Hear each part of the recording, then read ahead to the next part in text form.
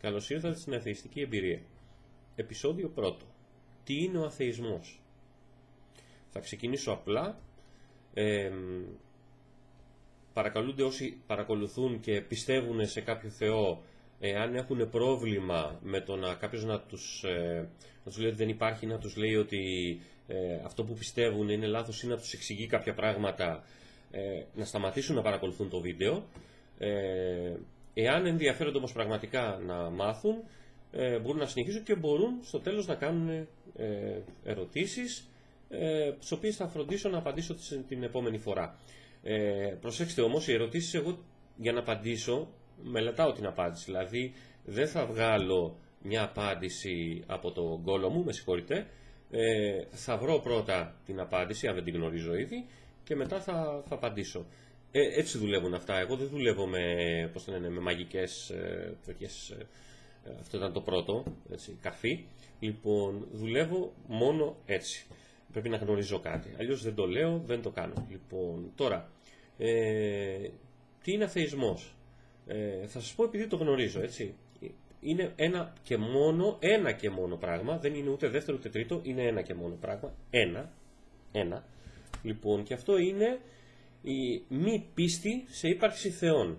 Οποιουδήποτε θεού, όχι μόνο του θεού που πιστεύουν οι Έλληνες, όχι μόνο του θεού που πιστεύουν οι χριστιανοί γενικά, όχι μόνο του θεού των αβραμικών θρησκειών, όλων των θεών, δηλαδή ούτε του Δία, ούτε του Ρα, ούτε του Θόρ, ούτε του Όντιν, αν και ο Θόρ θεωρώ ότι είναι πιο ενδιαφέρον θεός, καθώς έχει κάνει αυτό που έχει πει ότι θα κάνει. Έχουν εξαφανιστεί όλοι οι γίγαντες των πάγων. Λοιπόν, ενώ αντιθέτως με τον τοπικό εδώ θεό, το κακό ακόμα υπάρχει. Το κακό βέβαια δεν είναι κάποιος διάβολος ντυμένος στα κόκκινα, κάποια μυθική φιγούρα που προέρχεται από Ασσύριους κτλ. Είναι απλά πράξεις, έτσι, είναι πράγματα που δεν θα θέλαμε να μας κάνουν σε εμάς. Λοιπόν, τώρα, θα απαντήσω σε κάποιες ερωτήσεις που κάνουν συχνά οι θεϊστές για να σας προλάβω. Και άθεοι βεβαίως μπορούν να κάνουν ερωτήσεις, αλλά το πιο ενδιαφέρον θα είναι θεϊστές οι οποίοι πιθανόν να μην γνωρίζουν και πράγματα για τον αθεϊσμό, που παρόλα αυτά, όπως σας είπα, είναι μόνο ένα πράγμα. Οπότε μην προσπαθήσετε να το συγκρίνετε με άλλα, δεν είναι μόνο αυτό. Λοιπόν, σε τι πιστεύει λοιπόν ένας άθεος? Αυτή είναι η πρώτη ερώτηση που ακούω, η οποία βεβαίως σε έναν άθεο φαντάζει χαζομάρα, και θα σας πω γιατί. Γιατί η πίστη είναι αυτό που δεν έχει ένας άθεος. Δηλαδή, απλά δεν πιστεύουμε, δεν έχει κανένα νόημα αυτό, έτσι. Βέβαια, μιλάμε για τα στενά όρια των θρησκειών. Δηλαδή, ένας άθεος δεν πιστεύει στην ύπαρξη θεών. Γι' αυτό και λέγεται άθεος. Αν δεν πιστεύαμε, ας πούμε, στην ύπαρξη μονόκερων, θα λεγόμασταν αμονόκεροι. Βέβαια, το πιθανότερο είναι να μην πιστεύουμε και στην ύπαρξη μονόκερων, οπότε είμαστε και αμονόκεροι. Δεν είμαστε μόνο άθεοι. Επίσης, είμαστε ας πούμε και. Ξέρω εγώ πώς να σας το πω. Ξέρω εγώ, δεν πιστεύουμε στα αξωτικά, αξωτικοί δηλαδή. Τέλος πάντων, όλα τα υπόλοιπα, αυτά τα απίθανα που δεν υπάρχουν. Δεν πιστεύουμε σε ψυχές. Είμαστε άψυχοι. Τέτοια πράγματα. Λοιπόν, τώρα, βέβαια υπάρχουν περιπτώσεις που κάποιος άθεος μπορεί να πιστεύει, για παράδειγμα, στην αστρολογία, έτσι. Γενικά πράγματα τα οποία δεν μπορούν να αποδειχτούν, μπορεί κάποιος να τα πιστεύει. Έτσι. Με γεια του, με χαρά του. Δεν σημαίνει όμως τίποτα αυτό, έτσι. Το να πιστεύεις κάτι δεν το κάνει και αλήθεια. Το να πιστεύεις στην αστρολογία δεν κάνει την αστρολογία αλήθεια. Το να πιστεύεις στο βασκανισμό δεν κάνει το βασκανισμό αλήθεια. Φτου. Βέβαια, και δεν το πιστεύω. Λοιπόν, και επίσης όταν με ρωτάνε σε τι ζώδιο είσαι, εγώ απαντάω Βόδι, στο κινέζικο. Λοιπόν, τώρα, άλλες, ας πούμε, συχνές ερωτήσεις. Το πιο συχνό, ας πούμε, είναι για την εξέλιξη των ειδών, έτσι. Πιστεύεις δηλαδή ότι προερχόμαστε από τους Πυθίκους? Αυτό βέβαια δείχνει μια τρομακτική άγνοια της επιστήμης. Καταρχήν, πολλοί άθεοι να μην μπορούν να απαντήσουν κιόλας, έτσι. Να σου πούνε ναι, πιστεύω ότι προερχόμαστε από τους Πυθίκους, ή να πούνε ναι, προερχόμαστε από τους Πυθίκους, έτσι. Άσχετα αν το πιστεύουν ή όχι, μπορεί να θεωρούν ότι η επιστήμη λέει αυτό το πράγμα. Λοιπόν, η επιστήμη δεν λέει αυτό. Κανένας δεν πιστεύει ότι προερχόμαστε από τους πυθίκους. Μάλλον μπορεί να το πιστεύει, αλλά δεν είναι γεγονός. Έχουμε κοινούς προγόνους με τους πυθίκους. Τι σημαίνει αυτό? Σημαίνει ότι οι πίθηκοι που ζουν σήμερα και εμείς κάποτε ήμασταν ένα είδος. Κάποτε. Έτσι. Μιλάμε τώρα για ίσως και εκατομμύρια χρόνια πίσω. Ακριβής χρονολογία δεν έχω. Επίσης, δεν περνάμε απότομα από το ένα είδος στον άλλο. Δηλαδή, ξαφνικά δεν γέννησε ένας πίθηκος έναν άνθρωπο ή ο πρόγονος πυθίκου έναν άνθρωπο. Έτσι. Μιλάμε για πολλά ενδιάμεσα στάδια. Μιλάμε ότι και εμείς είμαστε ενδιάμεσο στάδιο για το επόμενο είδος. Ανήκουμε βέβαια στην μεγάλη οικογένεια των Homo sapiens, αλλά δεν σημαίνει ότι είμαστε το ίδιο με πριν από 10.000 χρόνια. Το είδος μας έχει εξελιχθεί. Έχει ανοίξει παρακλάδια, έτσι, και πιθανόν σε 1 εκατομμύριο χρόνια να είμαστε κάτι τελείως διαφορετικό και το είδος μας να μην υπάρχει, να έχει εξαλειφθεί. Οπότε, όχι, δεν πιστεύω ότι προέρχομαστε από τους πυθίκους, αλλά ότι έχουμε κοινούς προγόνους με τους πυθίκους. Πάει τόσο πίσω αυτό που έχουμε κοινούς προγόνους με τον μπιζέλι. Έχουμε κοινούς προγόνους με το πιο απλό μονοκύτταρο οργανισμό που υπάρχει σήμερα στη θάλασσα. Προερχόμαστε από τους πρώτους ευκαριωτικούς οργανισμούς. Πρέπει να τα ψάξετε αυτά, να τα δείτε σε κάποια εγκυκλοπαίδεια ή να ρωτήσετε κάποιον που γνωρίζει από θέματα βιολογίας και εξέλιξης των ειδών. Δεν είμαι εγώ ειδικός βιολόγος, απλά αυτά που έχω διαβάσει λέω και αυτά που έχουν αποδείξεις. Αποδείξεις μιλάμε από απολιθώματα, μπορεί ας πούμε ένα παράδειγμα να μην έχουμε απολιθώματα από όλα τα ενδιάμεσα είδη, αλλά έχουμε από τα περισσότερα. Δηλαδή δεν μας λείπει κάτι αυτή τη στιγμή. Έτσι, δηλαδή είμαστε σίγουροι ότι έτσι συνέβη. Είμαστε σίγουροι ότι αυτό είναι γεγονός. Λοιπόν, η θρησκεία βέβαια, ανάλογα τη θρησκεία, μπορεί να λέει και άλλα πράγματα. Υπάρχουν βέβαια και θρήσκοι άνθρωποι που θεωρούν ότι πράγματι έτσι συνέβη. Εμπιστεύονται δηλαδή την επιστήμη. Όχι πιστεύουν, εμπιστεύονται. Έχει διαφορά το ένα από το άλλο. Έτσι. Η πίστη δεν απαιτεί αποδείξεις. Όπως εσείς πιστεύετε στο Θεό χωρίς να έχετε καμία απόδειξη. Και απόδειξη μιλάμε επιστημονική απόδειξη. Δεν μιλάμε τώρα ότι είναι ωραίος ο ήλιος, οπότε να τον έφτιαξε ο Θεός. Ή κοίταξε πώς δημιουργήθηκε, ή κοίταξε ότι υπάρχει ζωή στη γη, οπότε υπάρχει Θεός. Αυτό δεν είναι απόδειξη. Αυτό είναι εικασία. Λοιπόν, οπότε για να έρθεις σε αυτό το συμπέρασμα, πιστεύεις. Δεν έχεις αποδείξεις. Λοιπόν, τώρα, ας πάμε σε επόμενη, γιατί μακρηγορώ. Πολύ συχνή ερώτηση που κάνουν χριστιανοί, ορθόδοξοι, έτσι. Είσαι δηλαδή μουσουλμάνος? Οκ, θα γελάσετε πολύ βέβαια, έτσι, άσχετα αν είστε θεϊστές ή άθεοι. Λοιπόν, γιατί βέβαια ο μουσουλμάνος πιστεύει στον Αλλάχ, που είναι ο ίδιος Θεός που πιστεύει και ο χριστιανός, ο ίδιος Θεός που πιστεύει και ο Εβραίος. Δεν έχει καμία διαφορά, έτσι. Είναι ακριβώς ο ίδιος Θεός. Λοιπόν, απλά εμείς τον έχουμε εδώ στην Ελλάδα, τοπικός Θεός, τον έχουμε κάνει και τριαδικό. Λοιπόν, είναι ο ίδιος Θεός όμως. Όχι, δεν πιστεύουμε σε θεούς, οπότε ναι, ούτε μουσουλμάνοι είμαστε. Και για να μην λέω ας πούμε μόνο για τους χριστιανούς, απλώς το λέω γιατί είμαστε εδώ περισσότεροι χριστιανοί.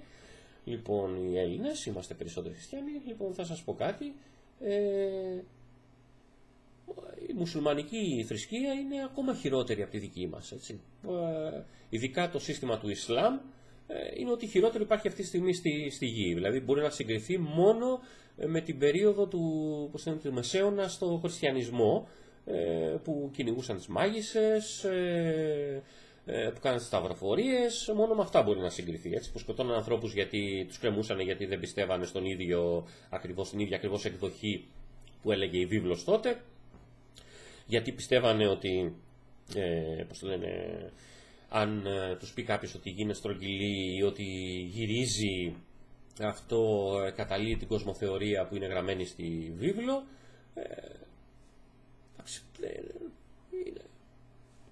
Όλα αυτά ακούγονται γελία, έτσι. Λοιπόν, και όμως συνέβησαν και δυστυχώς τα κάνανε οι θρησκείες. Και συνεχίζουν και σήμερα ακόμα, έτσι, και κάνουν κακό ακόμα και σήμερα. Δηλαδή, όποιος λέει ότι οι θρησκείες κάνουν καλό, που, εντάξει, σε κάποιες περιπτώσεις, πιθανόν ένας άνθρωπος ο οποίος θα ήταν, ξέρω εγώ, τι να σου πω, θα ήταν μανιακός, αν πιστεύει σε κάποιο Θεό που έχει του προτάσει κάποια ηθική, πιθανόν να μπορεί να συγκρατηθεί. Πιθανόν, αλλά δεν το θεωρώ και σίγουρο. Συν το ότι οι περισσότεροι άθεοι, για παράδειγμα, δεν είναι και εγκληματίες, έτσι. Συνήθως είναι και άτομα τα οποία είναι πιο υψηλού νοητικού επίπεδου. Είναι πολύ πιο έξυπνοι. Συνήθως, έτσι. Δεν θεωρώ ότι εγώ είμαι πιο έξυπνος επειδή είμαι άθεος, αλλά συνήθως οι άθεοι, ή μάλλον οι έξυπνοι, είναι άθεοι. Είναι το ανάποδο, έτσι. Οι έξυπνοι είναι άθεοι. Όχι οι άθεοι είναι έξυπνοι. Δεν πάει έτσι. Μπορεί κάποιος να είναι άθεος και να είναι θεόχαζος. Μπορεί να είμαι και εγώ αυτός.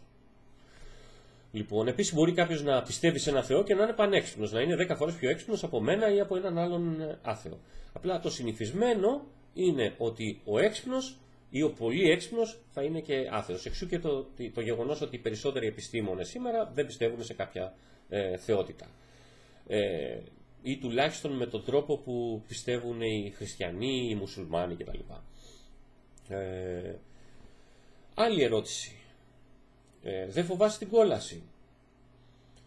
Και αυτή ακούγεται γελία βέβαια, γιατί από τη στιγμή που δεν πιστεύω σε κανέναν Θεό, έτσι, δεν έχω κανένα λόγο να πιστέψω σε κάποια μεταθανάτια ζωή.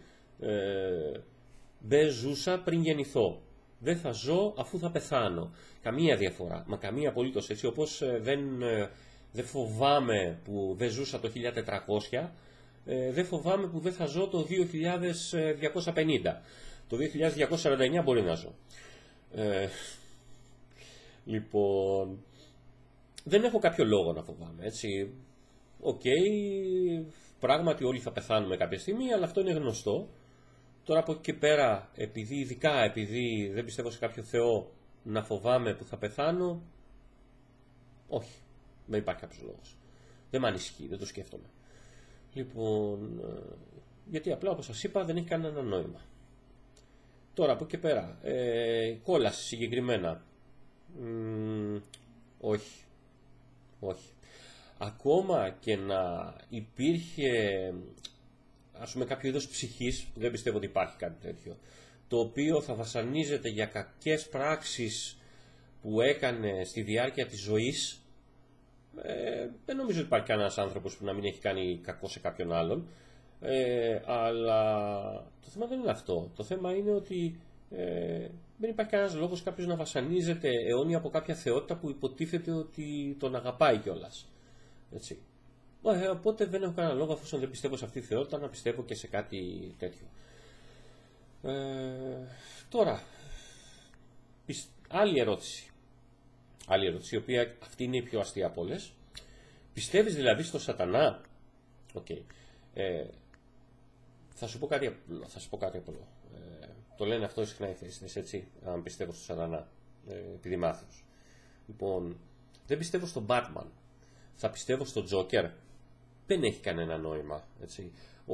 Στο σατανά πιστεύουν αυτοί που πιστεύουν στο Θεό ή σε κάποια αντίστοιχη, τέλος πάντων, κακή θεότητα, έτσι, γιατί και αυτός θεότητα είναι κάποιο μυθικό πλάσμα το οποίο έχει δυνάμεις απίστευτες, υπερβολικές. Θεότητα είναι και αυτή, έτσι. Είναι πιο δυνατός, για παράδειγμα, από τον Δία ο σατανάς, έτσι. Ο Δίας δεν ήταν τόσο δυνατός όσο ο Ιαχβέ, ο Θεός δηλαδή των χριστιανών, των Εβραίων και των Μουσουλμάνων, ή ο Αλλάχ, όπως τον λένε στα αραβικά, που σημαίνει Θεός, έτσι, δεν σημαίνει κάτι άλλο. Λοιπόν, οπότε όχι, ούτε και εκεί πιστεύω. Γενικά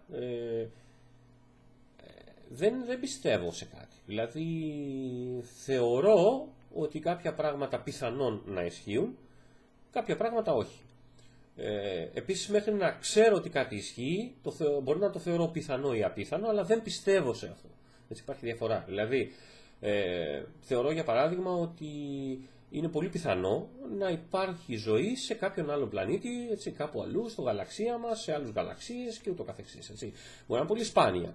Αλλά εφόσον υπάρχει εδώ, είναι πολύ πιθανό να υπάρχει αλλού. Πιστεύω ότι υπάρχει ζωή στο σύμπαν? Όχι, ξέρω ότι υπάρχει, είναι εδώ. Οπότε δεν πιστεύω κάτι τέτοιο. Έτσι. Το γνωρίζω ως γεγονός ότι υπάρχει ζωή στο σύμπαν. Αν πιστεύω ότι υπάρχει αλλού ζωή, όχι, το θεωρώ πιθανό. Δεν είμαι σίγουρος όμως. Έτσι. Αν ήμουν σίγουρος θα ήταν γεγονός. Δεν είμαι.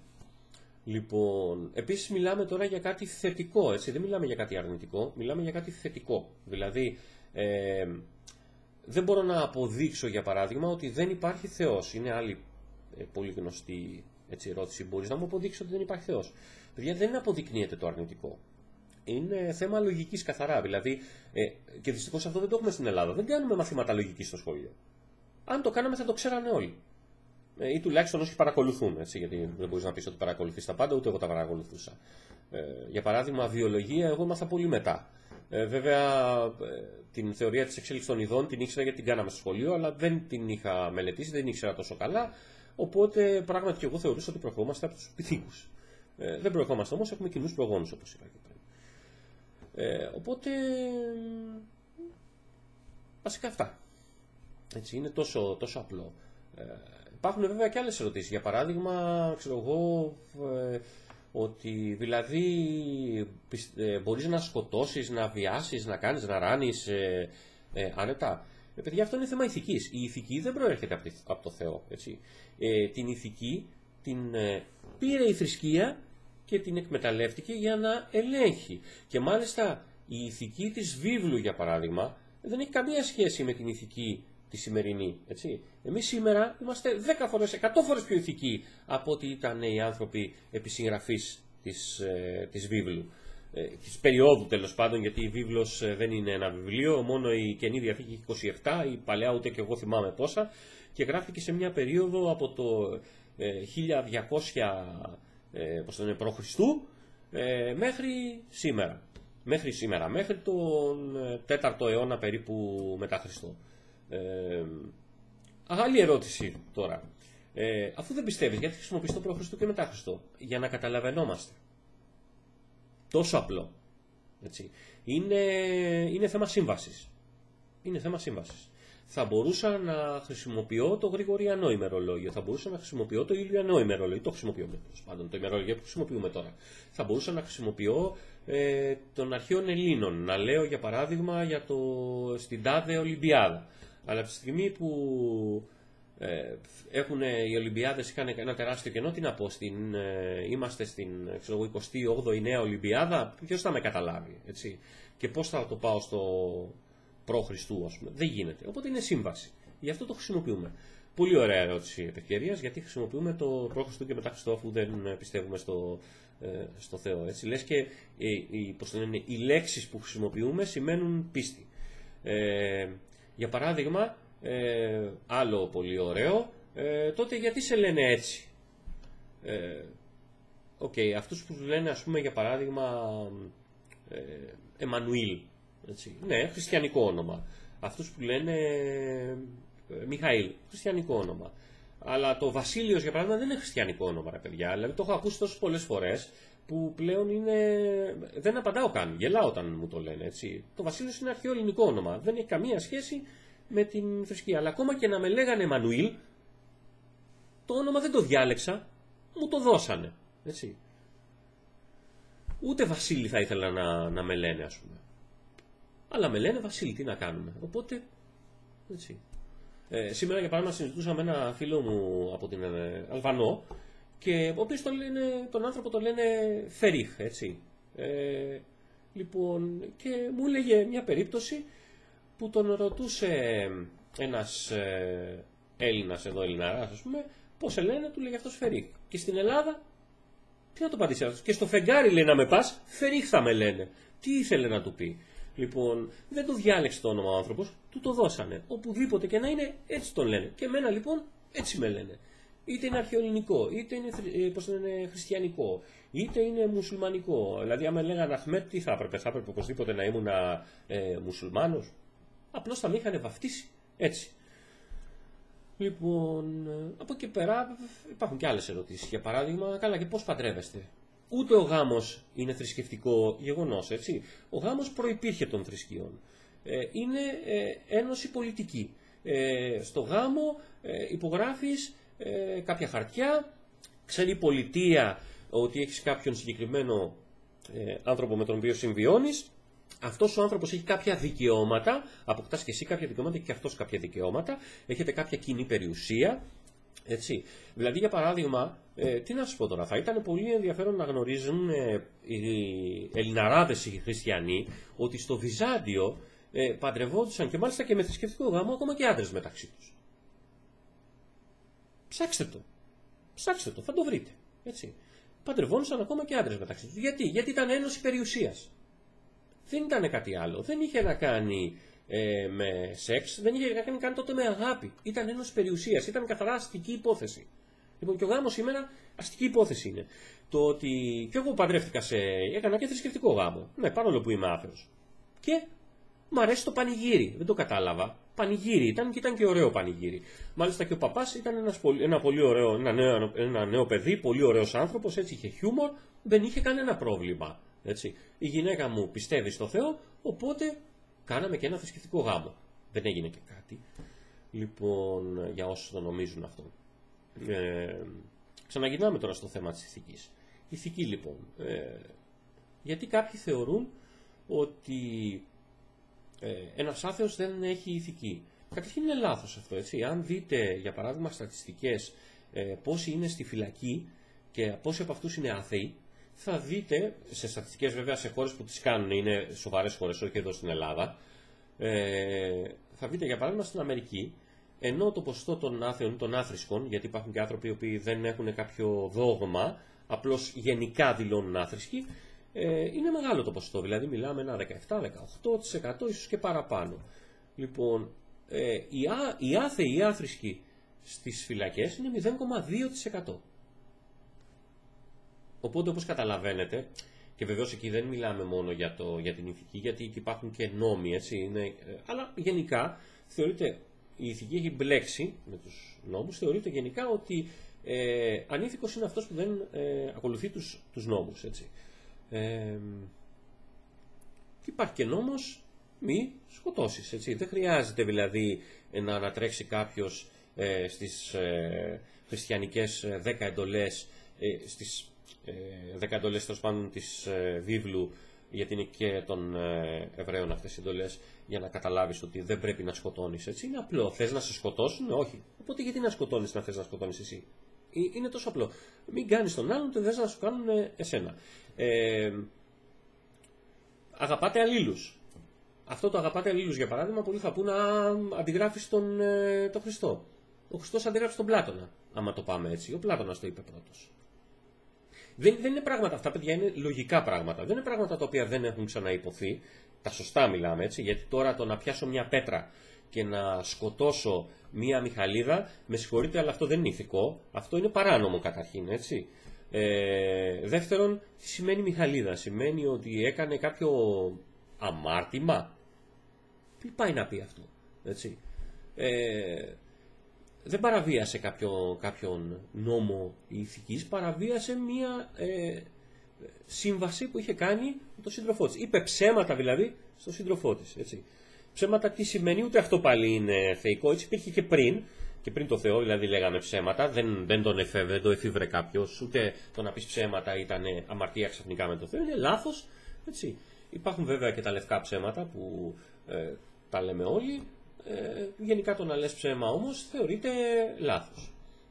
Βέβαια το κάνουμε όλοι σχεδόν καθημερινά. Έτσι, ναι, παίρνουμε στη δουλειά, ναι, είμαι λίγο άρρωστο σήμερα, δεν θα έρθω. Ναι. Οκ. Αν το βλέπει το αφεντικό μου αυτό, όχι, εγώ δεν το έχω κάνει ποτέ. Τώρα,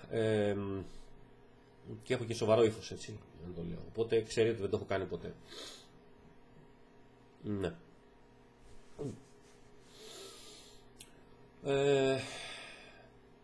Βασικά αυτό και για την ηθική, έτσι, για να μην τα μπερδεύουμε. Τώρα από εκεί πέρα, για να μιλάμε μόνο για αυτό το Θεό, το τοπικό το δικό μας, τον Αβραμικό Θεό, έτσι, που είναι κοινός, υπάρχουν και άλλες θεότητες. Οι Ινδοί, για παράδειγμα, πιστεύουν σε ένα σωρό άλλες από εκεί τουρλουμπούκι θεότητες. Υπάρχουν άλλοι άνθρωποι που είναι παγανιστές σε σχέση με τους χριστιανούς δηλαδή, έτσι, γιατί ο παγανισμός στην ουσία από εξεφεύρεση είναι. Τέλος πάντων είναι πολυθεϊστές, μπορεί να πιστεύουν σε κάποιους αρχαίους θεούς, που έχουν και μεγάλη προϊστορία. Έτσι, σύντο ότι εκείνοι έχουν και κάποιες, ας το πούμε, πολύ έτσι, καθωτά πράγματα τα οποία σου λέει, να ορίστε, υπάρχουμε. Δηλαδή, ο Δίας, για παράδειγμα, με τον κεραυνό του, έτσι. Οι άνθρωποι δεν ξέραν τι είναι κεραυνός, ρε παιδιά, πώς να το κάνουμε, έτσι. Δεν ξέραν τι είναι κεραυνός. Έπρεπε κάπως να το εξηγήσουν. Λοιπόν, επειδή δεν γνωρίζαν τότε και για τον ηλεκτρισμό ή δεν γνωρίζανε για τη διαφορά που μπορεί να υπάρξει ανάμεσα στα. Εντάξει, τι να κάνουμε, διαφορά δυναμικού. Δεν ξέραν τι είναι ο κεραυνός, λέγανε ότι το ρίχνει κάποια θεότητα, έτσι. Είναι για να σε τρομάξει, για να σε τιμωρήσει, για να βάλει φωτιά, για οτιδήποτε. Δεν ισχύει. Όμως, έτσι, τότε δεν είχαν και λέξη κέραυνα, έτσι όπως έχουν τώρα. Εάν για παράδειγμα αυτά τα έκανε ο Θεός, για παράδειγμα, τότε γιατί οι εκκλησίες έχουν αλέξει κέραυνα, δεν θα χρειαζόντουσαν, έτσι δεν είναι. Δεν είναι όμως έτσι, είναι η διαφορά δυναμικού. Αυτή λοιπόν προκαλεί την εκένωση και εξού και ο κεραυνός. Βροντές, έτσι, ανάμεσα στα σύννεφα. Πάλι διαφορά δυναμικού είναι, δεν είναι κάτι άλλο, όπως είναι ανάμεσα στα. Λοιπόν, στα σύννεφα. Υπάρχουν πάρα πολλά, δηλαδή έχω δει βίντεο στο οποίο μιλάει τώρα ένας άθεος με έναν θεϊστή που του παίρνει συνέντευξη. Ο δημοσιογράφος πιστεύει στον Θεό. Είναι στην Αμερική, είναι ευαγγελιστής ο συγκεκριμένος ο δημοσιογράφος. Οι ευαγγελιστές θα πάνε στην κόλαση σύμφωνα με τους Ορθόδοξους Χριστιανούς και οι Καθολικοί βέβαια. 1,7 δισεκατομμύρια άνθρωποι συνολικά, αλλά δεν πειράζει, στην κόλαση θα πάνε. Λοιπόν, δεν σας κάναν τίποτα, θα πάνε στην κόλαση.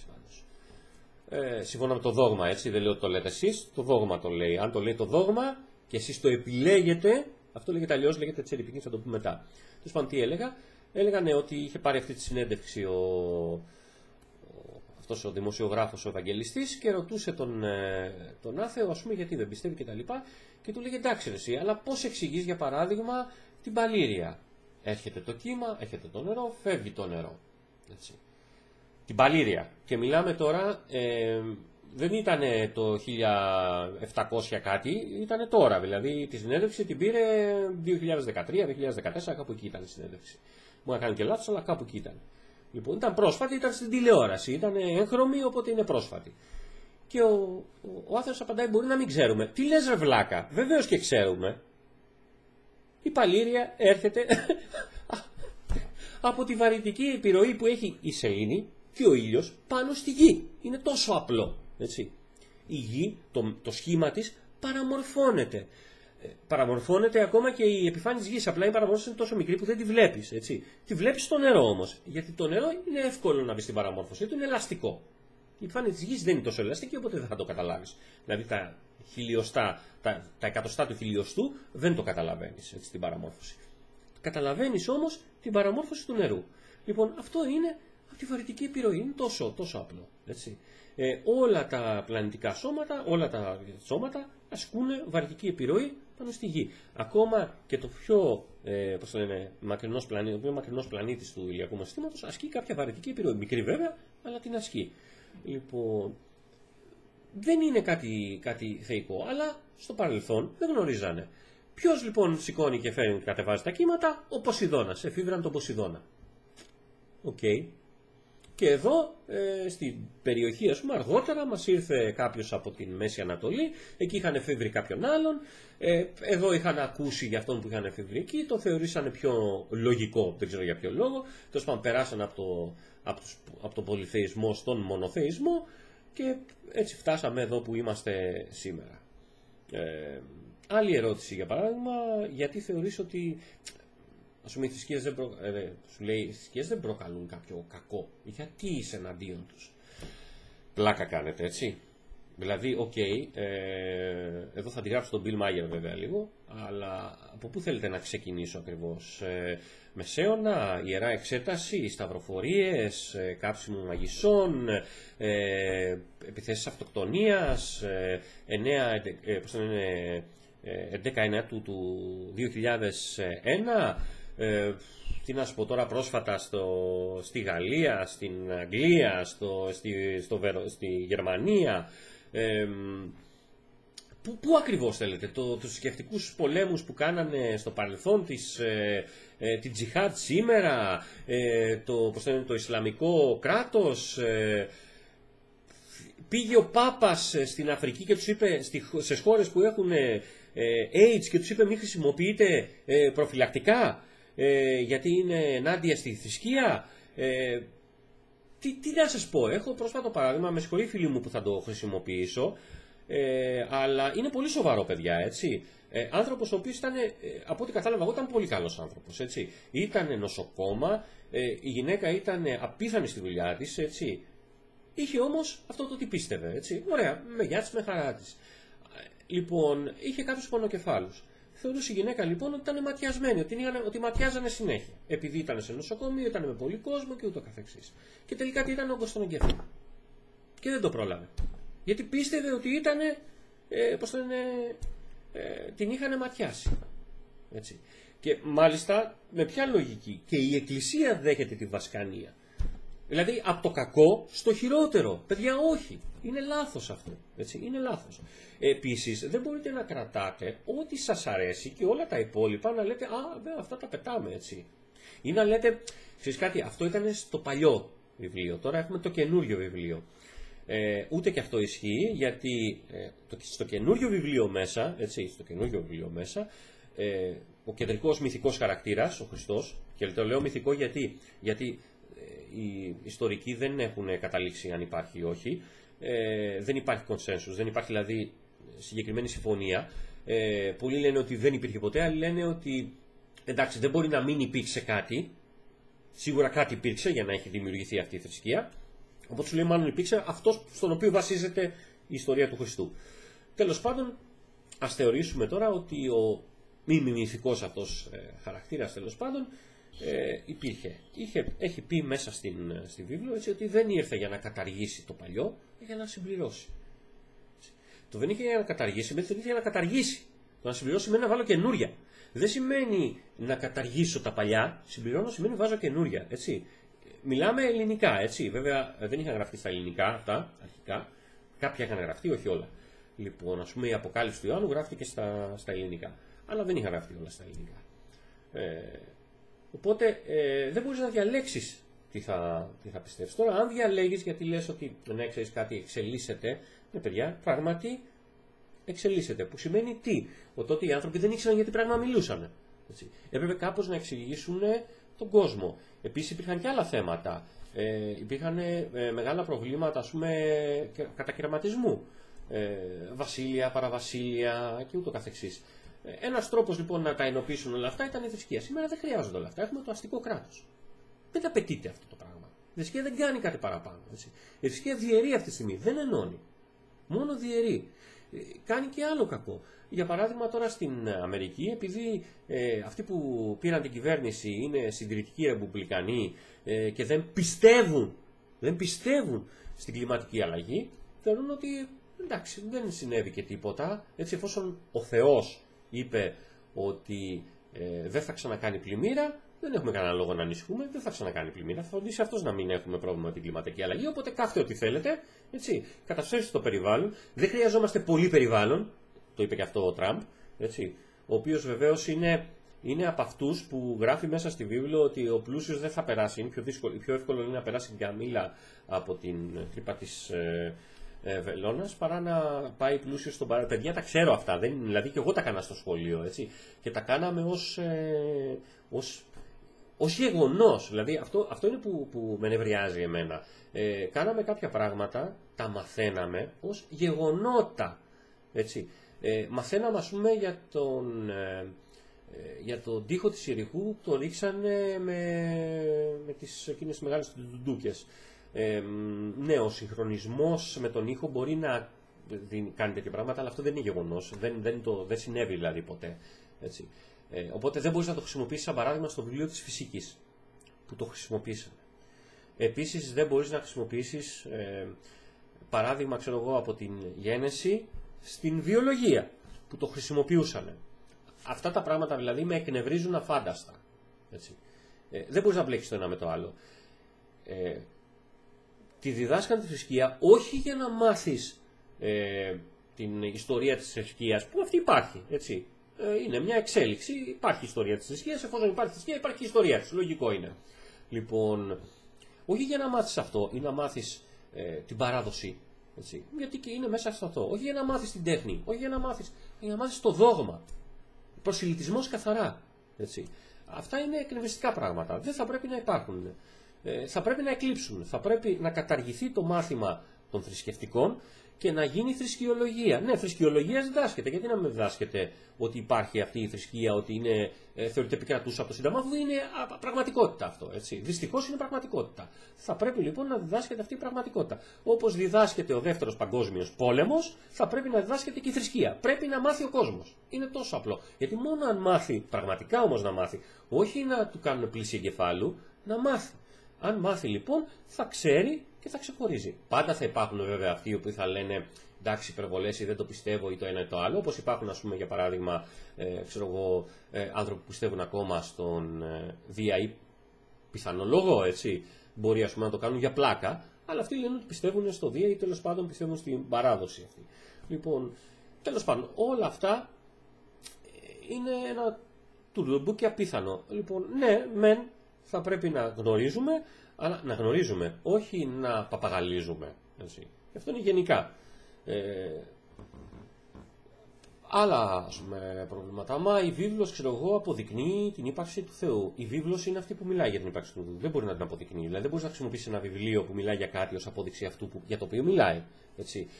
Η αποδείξη είναι έξω από αυτό, ποτέ μέσα σε αυτό. Για παράδειγμα, η θεωρία της εξέλιξης των ειδών δεν είναι η αποδείξη μέσα στο βιβλίο, η αποδείξη είναι έξω, είναι στο έδαφος, έτσι. Είναι στα πολυθώματα, είναι στα μουσεία, είναι στα εργαστήρια, είναι στα πειράματα που έχουν γίνει για να αποδεικτούν, είναι στην γενετική μας δομή, δηλαδή υπάρχουν οι αποδείξεις έξω από το βιβλίο. Λοιπόν, συγκεκριμένα στη βίβλο δεν υπάρχει καμία απόδειξη για καμία θεότητα πουθενά ή για κανένα, τέλος πάντων, οποιοδήποτε, όχι βίβλος, μόνο βίβλος, Κοράνι, Τόρα, οποιοδήποτε, έτσι. Τα αντίστοιχα τα βιβλία των Ινδουιστών, δεν υπάρχει κάτι. Δεν υπήρξε ποτέ καμία τέτοια απόδειξη. Οπότε δεν μπορείς να χρησιμοποιήσεις ένα βιβλίο ως απόδειξη ύπαρξης αυτού που λέει μέσα το βιβλίο. Μόνο του. Είναι σαν να χρησιμοποιήσεις το κόμικ του Spider-Man ως απόδειξη ότι υπάρχει ο Spider-Man. Έτσι, και αυτό γραμμένο είναι, ρε παιδιά, να το εδώ είναι. Ή να χρησιμοποιήσεις το βιβλίο του Harry Potter. Φαντάζεστε τώρα, ρε παιδιά, να χαθεί η γνώση ότι έχει γραφτεί κάποτε ο Harry Potter. Και να βρεθεί μετά από, ξέρω εγώ, 5.000 χρόνια από έναν πολιτισμό ο οποίος, εντάξει, έχει ψιλοχάσει τις ρίζες του κτλ. Έχει ξεχάσει κάποια πράγματα, μπορούν να συμβούν αυτά μετά από κάποια καταστροφή, μετά από κάποιο μεγάλο λοιμό και ούτω καθεξής, να χαθούν κάποιες γνώσεις. Λοιπόν, ας το πούμε ότι συμβεί αυτό και βρίσκουν τα βιβλία του Harry Potter. Τι θα γίνει?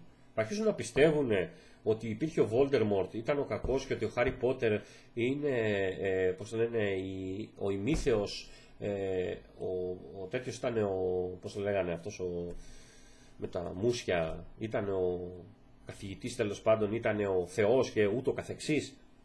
Χαζά πράγματα, έτσι. Όχι.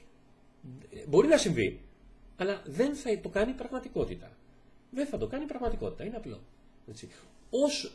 Όση πίστη και να έχει κάποιος, δεν κάνει πραγματικότητα αυτό που πιστεύει. Μόνο τα γεγονότα το κάνουν πραγματικότητα. Έτσι. Μπορεί να πιστεύεις ότι η προσευχή βοηθάει, αλλά να σου πω κάτι. Εάν για παράδειγμα έχουμε ένα κλειστό σύστημα, δηλαδή ας το κάνουμε όπως το κάνουν οι δοκιμές των φαρμάκων. Έτσι. Είναι πολύ λογικό αυτό που κάνουν. Τι κάνουνε? Δίνουνε σε δύο γκρουπ ασθενών δύο διαφορετικές νοσηλίες. Στον ένα δίνουν το κανονικό φάρμακο, στον άλλο δίνουν, στο άλλο γκρουπ δίνουν ένα χαπάκι με ζάχαρη. Το γνωστό πλασίμπο. Λοιπόν, τι συμβαίνει τώρα? Εάν το ποσοστό των ανθρώπων που καλυτερεύσουν και στις δύο περιπτώσεις είναι το ίδιο ή πολύ κοντά, τότε το φάρμακο είναι αποτυχία. Γιατί είναι αποτυχία? Γιατί δεν λειτουργεί σαν κανονικό φάρμακο, αλλά ως πλασίμπο. Το ίδιο σημαίνει και με την προσευχή. Αν θεωρείς εσύ ότι η προσευχή σε βοηθάει και είσαι καλύτερα με αυτήν, έτσι, είναι ακριβώς γι' αυτό. Γιατί θεωρείς ότι είσαι καλύτερα με αυτήν. Δεν υπάρχει κάτι άλλο. Έτσι. Μπορεί να καλυτερεύει, ας πούμε, για παράδειγμα, η διάθεσή σου. Τι να σου πω, το λιβάνι, για παράδειγμα, που χρησιμοποιούν στις εκκλησίες είναι γνωστό αντικαταθλιπτικό. Οπότε δεν είναι λογικό, ρε παιδιά, όταν είστε στην εκκλησία που σας λιβανίζουν συνέχεια. Έτσι. Και μάλιστα, εδώ θα πω και κάτι μετά που δεν το έχω καταλάβει ποτέ άλλο. Τέλος πάντων, όταν σας λιβανίζουν έχει και εισπνέεται αυτό το πράγμα. Δεν είναι λογικό να αισθάνεστε καλύτερα, αφού είναι αντικαταθλιπτικό. Δουλεύει ως αντικαταθλιπτικό. Είναι επιστήμη αυτό. Δεν είναι μαγεία, είναι επιστήμη. Εξηγείται. Λοιπόν, οπότε τώρα, το άλλο που θέλω να πω. Γιατί λένε ότι οι γυναίκες μας λιβανίζουν? Εγώ όταν με λιβανίζει η γυναίκα μου δεν αισθάνομαι καθόλου καλά. Έτσι. Οπότε είναι λάθος. Μην το χρησιμοποιείτε. Δεν μας λιβανίζουν. Έτσι. Κάτι άλλο μας κάνουν. Αλλά δεν μας λιβανίζουν. Λοιπόν, αν το βλέπει αυτό η Ελευθερία, σε αγαπώ, καρδούλα μου. Αυτά βασικά. Για το επόμενο επεισόδιο θα περιμένω ερωτήσεις σας. Επίσης, αν κάποιος θέλει να βρίσει, μπορεί να βρίσει ευχαρίστως από κάτω, από το βίντεο. Αν κάποιος θέλει να πει κάτι που θα είναι ενδιαφέρον στο επόμενο βίντεο, μπορεί να μου το στείλει να το βάλω. Μπορεί να στείλει απάντηση κάποιος αν θέλει, έτσι, βίντεο απάντηση. Εντάξει, βίντεο απάντηση καλό είναι να την ανεβάσει στο βίντεο, να την βάλω εγώ. Να την ανεβάσω στο βίντεο και εγώ να την κάνω link, δεν έχω κανένα πρόβλημα. Στο δεύτερο επεισόδιο. Λοιπόν, επειδή δεν έχω όμως τώρα χρόνο, δεν θα βάλω γραφικά στο πρώτο επεισόδιο. Στο δεύτερο επεισόδιο θα βάλω γραφικά. Έτσι, για να σας δείξω κάποια ωραία πραγματάκια. Για παράδειγμα, είδα σήμερα στο Facebook ένα πολύ ωραίο. Μια τύπισσα η οποία πιστεύει προφανώς στο Θεό, έχει βάλει, ξέρω εγώ, μια φωτογραφία του γαλαξία μας από έξω, από πάνω, και λέει ποιος έβγαλε αυτή τη φωτογραφία, δεν υπάρχει Θεός. Έτσι. Λοιπόν, γελάστε με αυτό. Με αυτό που έκανε, έτσι, όχι με αυτήν, με αυτό που έκανε. Λοιπόν, γιατί η κοπέλα προφανώς δεν έχει γνώσεις αρκετές. Τι να κάνουμε, υπάρχουν και αυτοί οι άνθρωποι. Αλλά αυτό διορθώνεται μαθαίνοντας. Μέχρι την επόμενη φορά, σας αφήνω και καλά να περνάτε.